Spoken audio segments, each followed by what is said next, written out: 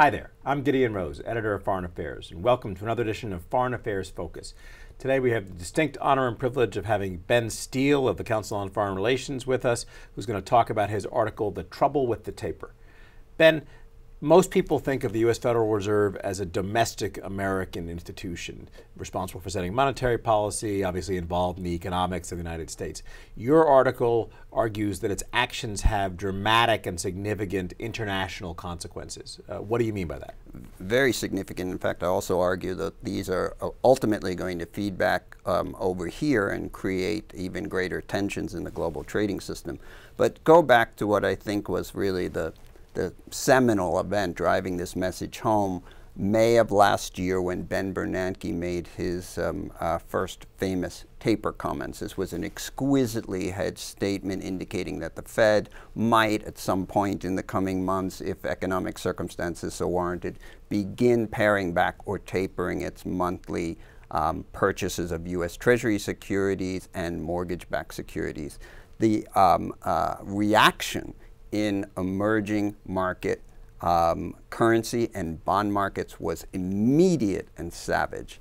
Emerging markets with a specific set of characteristics, in particular countries running large current account deficits. These are countries that were very dependent on the short-term capital inflows that were being facilitated by the Fed's QE, their monthly asset purchases, were hit very hard. And in fact, the country that was hit most hard was Ukraine, which was sporting an 8% current account deficit at the time. You saw yields on Ukrainian 10-year bonds soaring from under 7% up to near 11%, a level at which it stayed for most of the rest of the year. So Ben Bernanke caused the Ukraine crisis? You can certainly say that Bernanke was at least the butterfly wings that precipitated the crisis. I would argue that if the Fed had remained dovish, say for another 6 months or so, it is possible that Ukraine could have gotten over this hump and Yanukovych would still be in power today. The reason I say this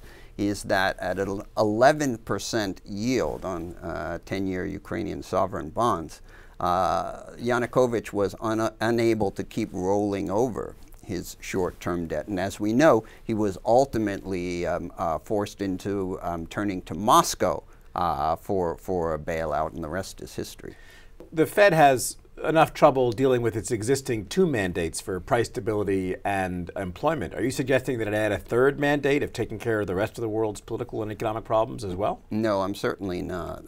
The Fed does take an internationalist outlook, but from the perspective of making sure that problems overseas don't blow back in the United States. The example I gave in my article was in October of 2008, the Federal Open Market Committee meets to decide which emerging markets would be the beneficiaries of swap lines. So it already does make some decisions about international consequences, but it views those through a U.S. lens. Precisely. It determined that only 4 emerging market countries would be the beneficiary of such swap lines: Brazil, Mexico, Singapore, and South Korea. And how did they choose these countries? They decided that these countries were systemically important to the United States, and that if the United States did not provide them with swap lines, an easy way to get access to U.S. dollars in a crisis, they might resort to other methods that would be harmful to us. For example, selling Fannie Mae and Freddie Mac securities and pushing up mortgage prices in the United States. So you're a country that is going to be affected by the U.S. Fed's actions, but for whatever reason, your interests aren't going to be taken into account by the Fed in its decision making. What do you do in that scenario? Well, in fact, the IMF did a really interesting study on this last year. They looked at the impact of so-called unconventional monetary policy in the United States in 2010 on emerging markets.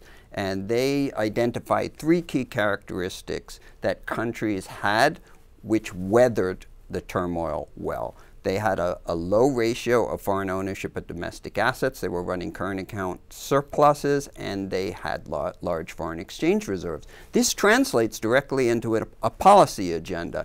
Basically, in good times, emerging market governments should apply a firm hand to keep their currency and imports down and their exports and foreign exchange reserves up. Unfortunately, this is precisely the U.S. Congress's definition of currency manipulation, and therein lie the seeds of future trade conflict as far as I'm concerned. Is it fair to say that if the Fed isn't going to take others' interests into account, at least it should allow them to do the things that they need to protect themselves? Well, yes. I mean, it's impossible to argue, for example, that South Korea has not been an enormous economic success over the past 15 years since the Asia crisis. And one of the key factors in its success is that it's made itself a lot less vulnerable to financial crises. How has it done that? Partly by building up large U.S. dollar foreign exchange reserves, partly by running current account surpluses, partly by keeping their debt low.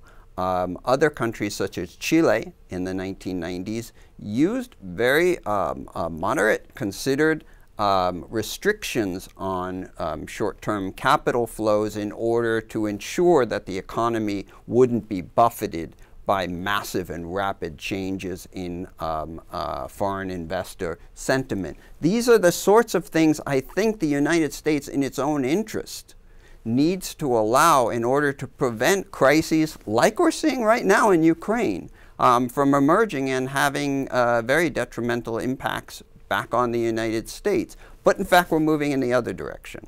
You see enormous pressure on Congress coming from large U.S. export interests to impose anti-currency manipulation provisions into all future U.S. trade agreements. I think this is building up more political and trade conflicts for the future. Ben Steil, thank you very much. Thanks for having me.